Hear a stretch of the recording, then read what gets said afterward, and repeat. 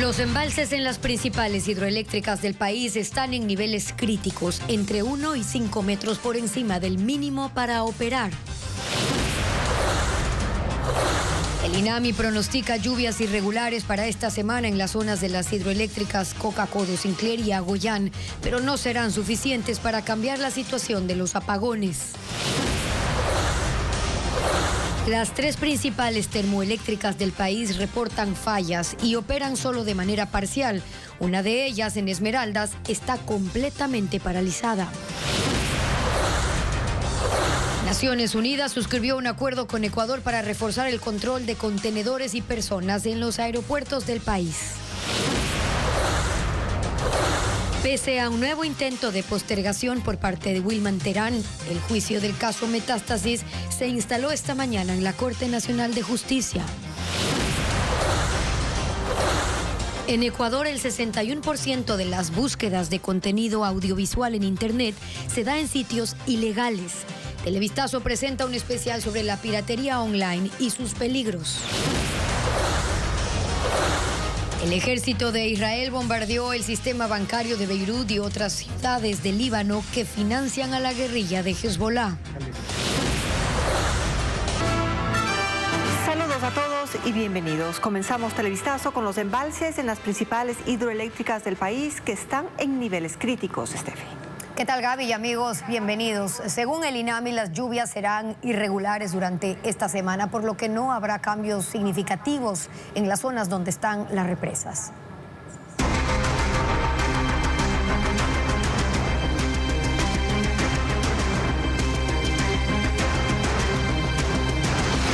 Apagones. La incertidumbre sigue.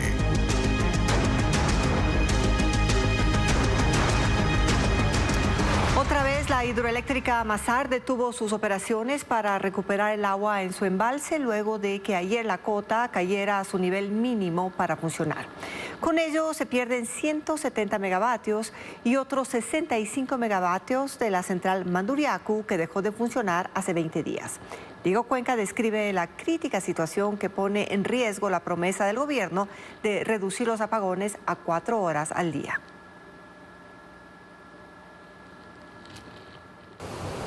La crisis en el complejo hidroeléctrico de Pauta en Azuay se agravó este fin de semana porque la cota de la central Masar este sábado estaba en 2.116 metros sobre el nivel del mar y el domingo cayó a 2.115, es decir, otra vez está en el nivel mínimo para operar.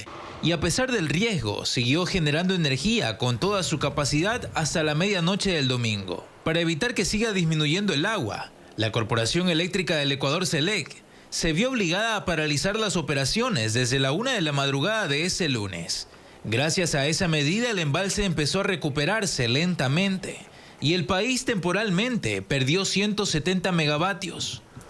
Esto afecta a la hidroeléctrica Molino, cuya cota está en 1.980 metros sobre el nivel del mar, a 5 metros del nivel mínimo. Por eso la semana que pasó, esta central pudo operar con hasta 5 de las 10 unidades de generación que tiene. Pero su cota sigue cayendo.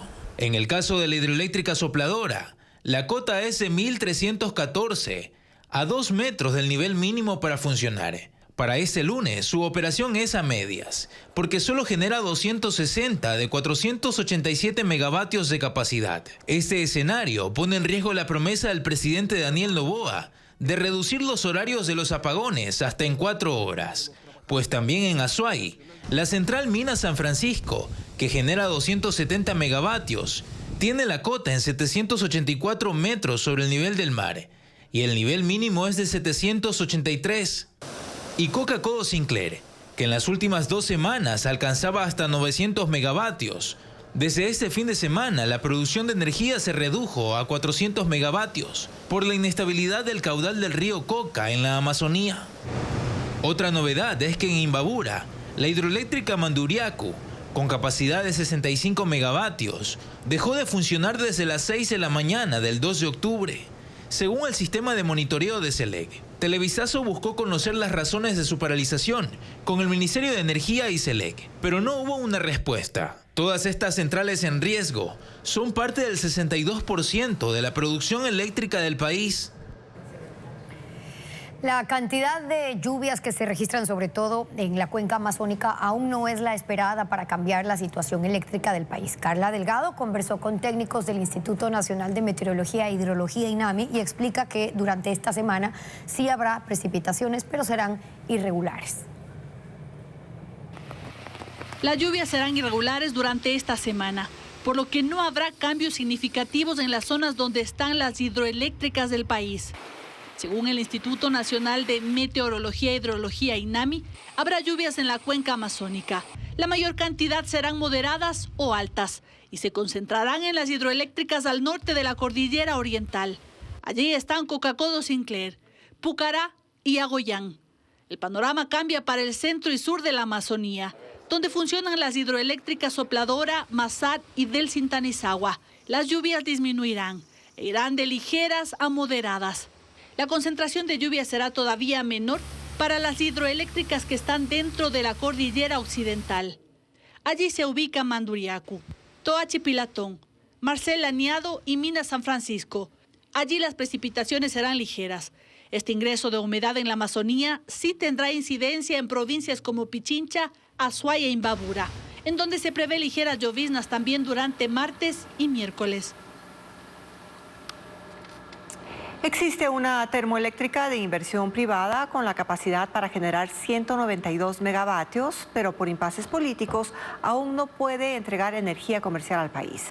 La central debió iniciar operaciones en diciembre de 2023 gracias a una concesión firmada en el gobierno de Guillermo Lasso. Diego Cuenca describe el estado de ese proyecto que está en Guayaquil.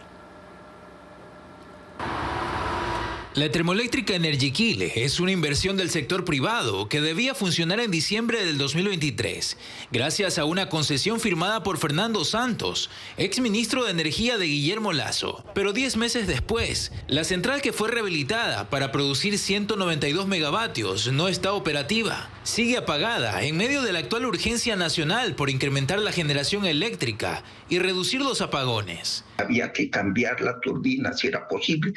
Pero son detalles que el Estado con buena voluntad los puede resolver en un par de días, porque el dinero es de los inversionistas.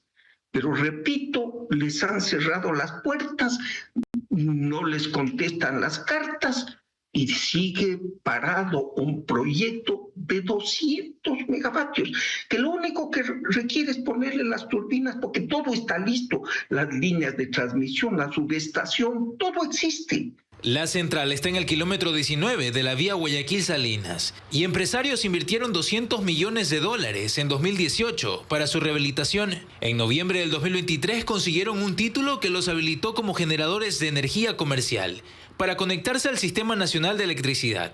Pero los obstáculos para su funcionamiento empezaron a finales de ese mismo año, luego de la transición presidencial entre Guillermo Lasso y Daniel Noboa. Entonces la exministra de Energía Andrea Robo cuestionó que el proyecto entró al Estado sin proceso de licitación y pasó a ser auditado por la Contraloría. Estos impases políticos se dieron en medio de la necesidad de adquirir una nueva matriz eléctrica que no dependa del agua para prevenir los apagones. Porque están esperando los detalles del gobierno, del permiso ambiental que ya está saliendo.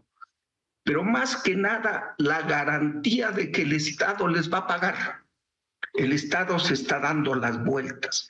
Para funcionar, la termoeléctrica debería tener 4 turbinas, cada una de 48 megavatios que usen diésel o gas. Dicho sistema fue creado en 1996 por la Cámara de Industrias y Cámara de Comercio de Guayaquil para sobrellevar los apagones durante el gobierno de Sixto Durán Ballén. Actualmente esa central está lista y hasta tiene un plan de expansión, pues existe la propuesta de construir una línea de transmisión desde Energiquil hasta la parroquia Pozorja. Si ese proyecto estuviera operativo, distribuiría electricidad a cerca de 1 millón de familias. Televisazo quiso hablar con la nueva administración del Ministerio de Energía sobre el tema y también con los representantes de Energiquil, pero hasta el cierre de este reportaje no obtuvo respuesta. Mientras tanto, esa compañía se dedica a la distribución de combustible y operaciones en los sistemas de transmisión eléctrica, según la Superintendencia de Compañías.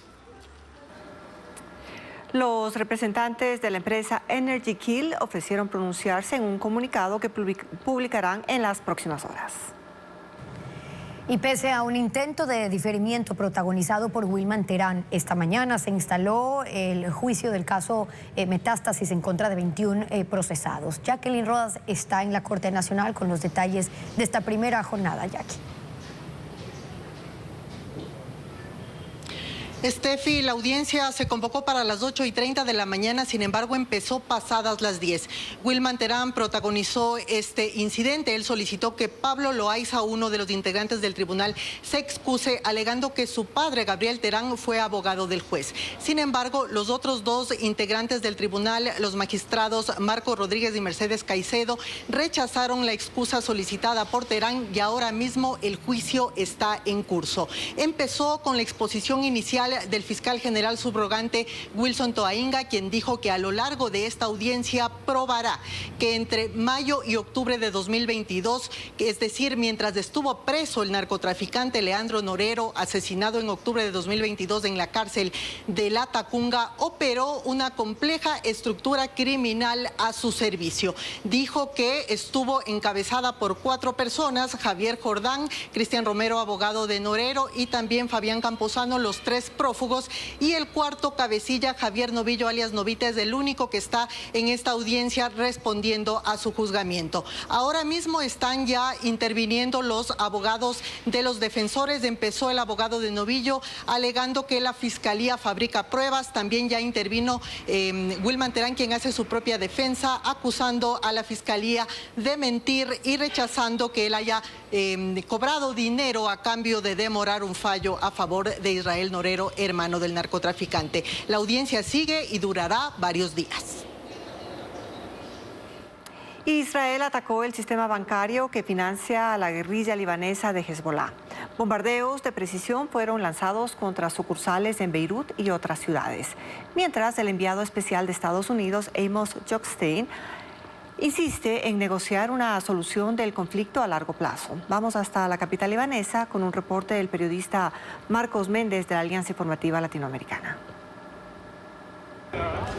Sí, noche de auténtico caos la que se ha vivido aquí en Beirut. El ejército israelí emitió 15 órdenes de evacuación en menos de 20 minutos, a eso de las 10 de la noche, por lo que la gente colapsó las carreteras de salida, sobre todo de los barrios del sur de la capital, el barrio de Dahia, que es el feudo de Hezbollah. Los objetivos de Israel esta vez han sido las oficinas de una asociación de microcréditos, Al-Qasar Al-Hassam, que según Estados Unidos e Israel sirven para financiar a la milicia chií. A pesar de las imágenes de los ataques y de que algunos edificios han quedado reducidos totalmente a escombros en ese barrio de Dahia, por cierto, un barrio totalmente vetado para nosotros, para los periodistas internacionales, no se han reportado víctimas. Esto todo el mismo día en el que está de visita aquí en Beirut el enviado especial de la Casa Blanca. Difícil, muy difícil la negociación que tiene por delante, y es que hoy también hemos conocido las exigencias de Israel para parar esta guerra, que pasan por la permanencia de su ejército en el territorio libanés, según ellos, para luchar contra Hezbollah, y el uso sin restricciones del espacio aéreo de este país. Desde Beirut, para la Alianza Informativa Latinoamericana, Marcos Méndez. La Franja de Gaza también ha sido blanco de ataques israelíes y el Ministerio de Sanidad reporta que 150 palestinos han muerto desde el fin de semana a causa de los bombardeos. Una de las operaciones militares se dio contra un complejo residencial que quedó completamente destruido. A partir de este ataque, la situación en los hospitales del área se complicó por la falta de insumos y por la cantidad de heridos que comenzaron a llegar. Israel ordenó la evacuación de otras zonas de Gaza, mientras que Naciones Unidas dijo que la pesadilla por la crisis humanitaria en Gaza es cada vez peor.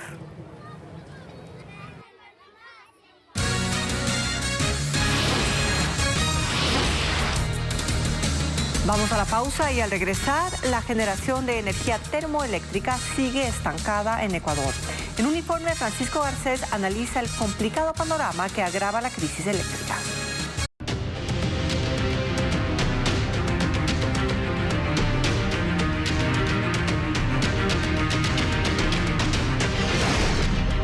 Piratería, el deporte nacional. En Ecuador Ecuador, el 61% de las búsquedas de contenido audiovisual en Internet se da en sitios ilegales. Así lo señala un estudio realizado en 12 países de Latinoamérica que ubica a Ecuador en el tercer lugar, solo superado por Bolivia y Nicaragua. Lo informa Luis Alfredo Zúñiga.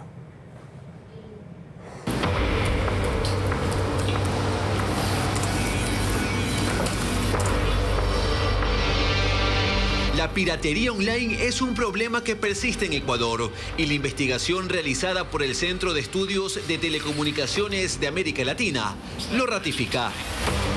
Revela que al momento de buscar contenido audiovisual en Internet, como series, películas, eventos deportivos, programas de televisión o transmisiones en vivo, los usuarios lo hacen en un 61% en sitios ilegales. El análisis se hizo en 12 países y sitúa a Ecuador en el tercer lugar, después de Bolivia y Nicaragua. El análisis también revela que la cantidad de opciones ilegales que se muestran en la web superan a las legales en Ecuador. 42 portales legales y 701 ilegales que en promedio tuvieron 30.2 millones de visitas mensuales. Cada usuario acude a estos portales 2 veces al mes. Una de las principales búsquedas que se hicieron en los 12 países fueron aplicaciones para ver canales internacionales de televisión en Internet sin costo, llamadas IPTV. Los usuarios de Ecuador fueron los que más lo hicieron, con un 23% del total de búsquedas. Este contenido pirata genera $33 millones anuales. Sus responsables cobran por cada clic que los usuarios están obligados a dar antes de ver cualquier audiovisual e incluso cobran una suscripción para ingresar. Esta noche en Televistazo Estelar se analizará los peligros que corren los usuarios al ingresar a sitios web o aplicaciones móviles de contenido pirata, una práctica ampliamente extendida en todo el país. La generación termoeléctrica del país no aumenta y el gobierno carece de alternativas inmediatas para incrementar la provisión energética. Las generadoras que están en servicio producen a toda su capacidad, pero no están cerca de suplir el déficit del suministro en el país. Francisco Garcés describe el panorama. Las 3 principales termoeléctricas del país sufren nuevos problemas que les hace producir parcialmente y una de ellas se encuentra parada. La generación térmica del país no aumenta, por lo que no es posible, por esta vía, reducir el déficit eléctrico de más de 1.200 megavatios. El caso más alarmante es el de Termo Esmeraldas. Su primera fase tiene capacidad para generar 132 megavatios, pero está fuera de operación por un mantenimiento programado que concluirá el 6 de noviembre. Y Esmeraldas 2, con capacidad de 99 megavatios, también está parada por un daño en sus equipos. La previsión de SELEC es que la reparación termine este jueves. Mientras tanto, el país no cuenta con 142 megavatios que suman esos generadores. Termogas Machala, con capacidad de 230 megavatios, entrega solo 91 de ellos por problemas en los equipos y por falta de gas para el funcionamiento de los generadores a toda su capacidad. Mientras que la termoeléctrica Gonzalo Ceballos, que puede generar 172 megavatios, solo produce 70, también por fallas técnicas. Esta situación en las termoeléctricas no permite que aumente la provisión de energía. 34 plantas de este tipo existen en el país, pero la mayoría funcionan parcialmente por fallas y obsolescencia de los equipos. Las termoeléctricas están produciendo 1.000 megavatios de los 1.830 que tienen en capacidad instalada, y la previsión del gobierno es que esa cifra se mantenga estable hasta que se instalen nuevas centrales que ya fueron compradas. En los planes del gobierno está contar solo con 200 megavatios térmicos nuevos entre noviembre y diciembre. La ley del Ejecutivo que busca incentivar la inversión en generación eléctrica entró en su fase final hacia el segundo debate, pero preocupa a los legisladores porque en la comisión se eliminó la garantía para que el sector privado pueda recuperar su inversión. En la mesa legislativa dicen estar abiertos a buscar opciones. La ley del Ejecutivo para incentivar la inversión privada en el sector eléctrico entra al proceso de segundo debate débil en su objetivo de convocar inversionistas. La Comisión de Desarrollo Económico eliminó del texto la garantía de las inversiones que se hagan en el sector energético, que en el proyecto original del presidente incluía un fideicomiso.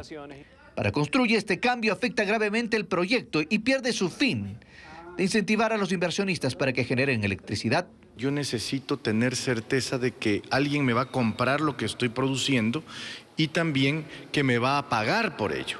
Si no hay esa certeza, ningún ente privado va a invertir en la generación eléctrica.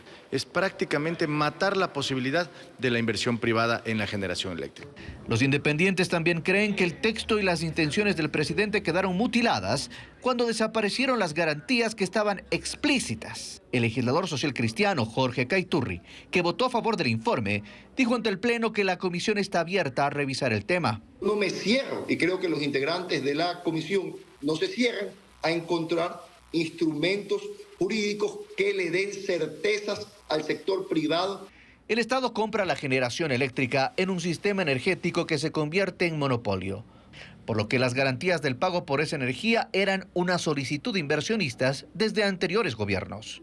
La Comisión de Desarrollo Económico tiene 4 días para preparar el informe para segundo debate y definir si incluye de nuevo la garantía a las inversiones mediante fideicomiso, como lo propuso el presidente, o encuentra otro mecanismo como un fondo de garantía. Esta tarde recibirá expertos y funcionarios del Ministerio de Energía.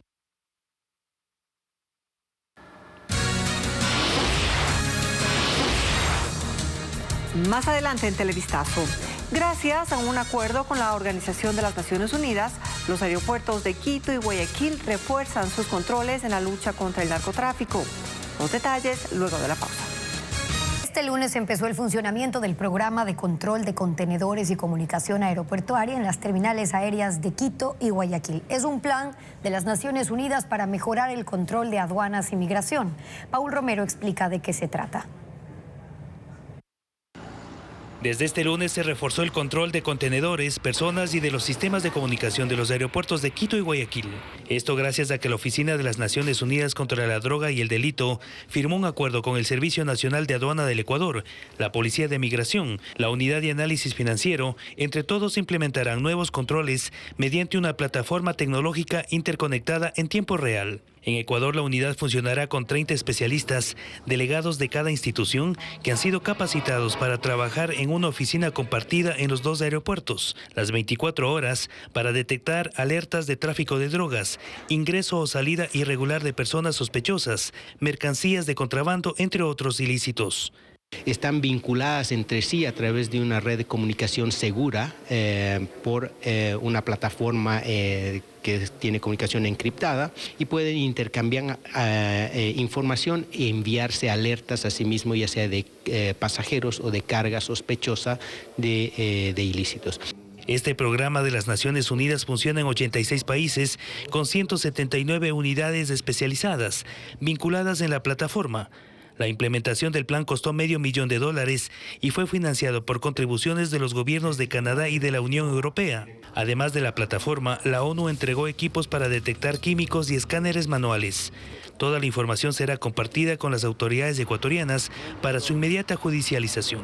Para poder direccionar esta información a las unidades operativas que ya se encuentran trabajando. Entonces, lo que nosotros vamos a alcanzar es una mayor operatividad. Este programa de las Naciones Unidas funciona en los puertos del Ecuador desde 2013 y ha permitido incautar 1.200 toneladas de cocaína. Información de la Organización Mundial de la Salud llega a TikTok. El objetivo de esta colaboración entre el organismo y la red social es combatir la desinformación y captar nuevas audiencias para promover la alfabetización sanitaria.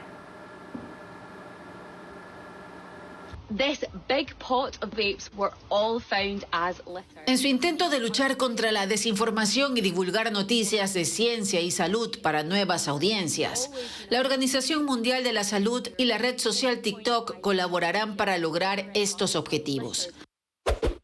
De ahora en adelante, si desea estar más cerca del máximo rector de la salud en el mundo, puede ir a TikTok y seguir el usuario WHO, siglas en inglés de World Health Organization. Hay videos en inglés, pero puede activar los subtítulos que ofrece esta red social. Con la iniciativa, el organismo aspira a promover la alfabetización sanitaria con contenidos relatados de forma distinta y basados en evidencia científica. La cuenta de la OMS tiene al momento 2.8 millones de seguidores. Kamala Harris y Donald Trump intensifican sus campañas presidenciales para asegurar los votos en los denominados estados indecisos. Trump lleva una ligera ventaja en 6 de los 7 estados que aún meditan su decisión. Los candidatos usan todas las estrategias posibles, desde ir a iglesias hasta atender en un restaurante de comida rápida.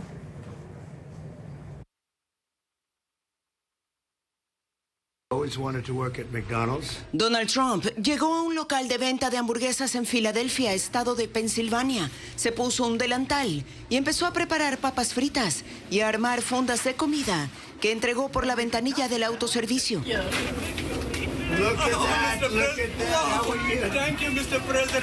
Imágenes que llenaron las redes sociales y causaron asombro entre los clientes que acudieron al establecimiento. Pues Trump, además, pagó por sus pedidos.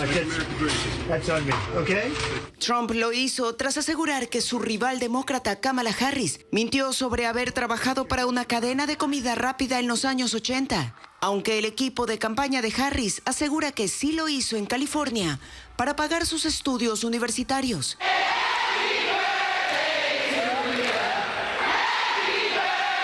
Mientras tanto, Harris, que ayer cumplió 60 años, visitó la iglesia del Ministerio Internacional de la Fe y de los misioneros New Birth, ambas en el estado de Georgia. Ocurre luego de que se hiciera viral un video de una concentración en Wisconsin, en la que Harris hablaba a favor del aborto y un estudiante la interrumpió gritando "Jesús es el Señor", a lo que Harris respondió: "Oh, you guys are at the wrong rally." "Estás en el meeting equivocado". El joven fue retirado del lugar, lo que provocó una oleada de críticas contra la demócrata.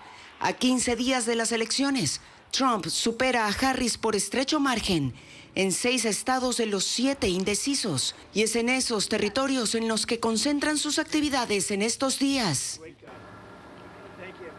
En el norte y el sur de Italia, varias regiones están en alerta máxima por fuertes lluvias e inundaciones que han causado un muerto y más de 2.000 personas evacuadas, así como daños materiales.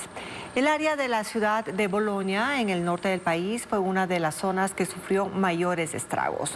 El fallecido es un joven de 20 años que fue arrastrado por un río desbordado y cuyo cuerpo fue hallado esta mañana por los equipos de emergencia.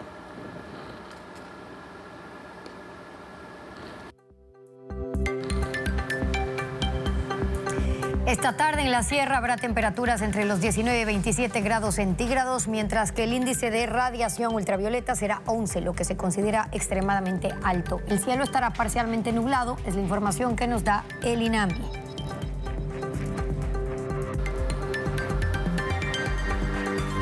Mientras en la costa las temperaturas de la tarde variarán entre los 27 y 33 grados centígrados.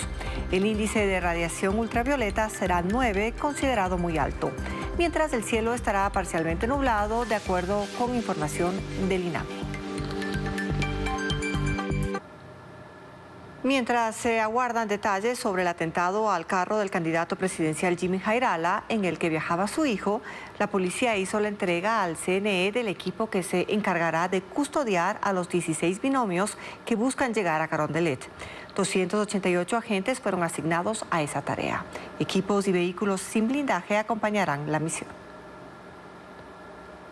288 agentes de la policía fueron asignados a la seguridad de los binomios presidenciales, con una logística limitada. No incluye vehículos blindados. Los candidatos deberán complementar su seguridad. Los agentes que se capacitaron para protegerlos a ellos y a sus familias viajarán esta tarde a Guayaquil, donde está el mayor número de binomios que han hecho la solicitud expresa del análisis de riesgo. A cada candidato se le entregará una cápsula de 9 agentes y el número variará según el nivel de riesgo. Estos agentes fueron capacitados en habilidades de evasión, respuesta armada, defensa personal, normativa legal y primeros auxilios. El Estado busca reivindicarse tras la muerte del candidato presidencial Fernando Villavicencio, donde falló. Armas largas y cortas, municiones, cascos, chalecos y comunicaciones corren por cuenta de la policía. pero el hospedaje, movilización y alimentación no alcanzan al presupuesto institucional. Lo deben cubrir los candidatos. Sus equipos deberán dotarse de vehículos blindados bajo las especificaciones que les dará la policía. El Consejo Nacional Electoral recibió esta mañana el contingente policial y los equipos destinados a la seguridad de los candidatos y empezó la coordinación con cada binomio. ¿Cuánto le cuesta eso al Estado? Este monto no ha sido dado. Televistazo calculó que un equipo que protege a un personaje con alto riesgo y tiene 10 agentes de custodia le cuesta a la policía $180,000 al año. Este domingo el Teatro Centro de Arte de Guayaquil sirvió de escenario para el concierto Violines de la Esperanza, una presentación en la que se interpretaron temas de Johann Sebastian Bach y otros reconocidos compositores. Los instrumentos utilizados fueron rescatados del Holocausto judío, como lo informa ahora Luis Alfredo Zúñiga.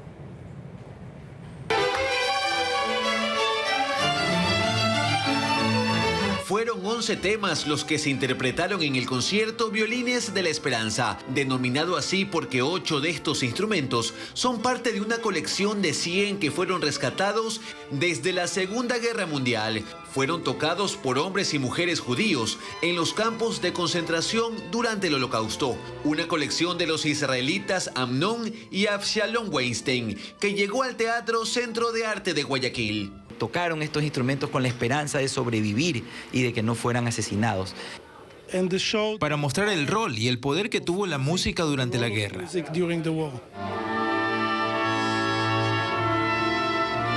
La Orquesta Filarmónica Municipal fue dirigida por Manuel Campos y contó con 3 solistas, entre ellos el guayaquileño Jorge Fernández y la búlgara Sevil Ulukan Weinstein, quienes interpretaron el concierto para 2 violines en re menor de Johann Sebastian Bach.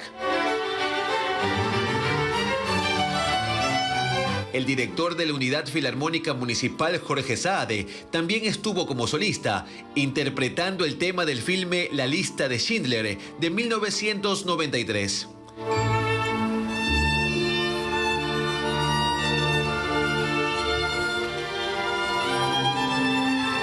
Fueron 56 músicos en escena que participaron de este concierto, al que asistieron cientos de personas sin costo, y que se realizó en memoria del empresario Johnny Czarniński, quien falleció en agosto pasado.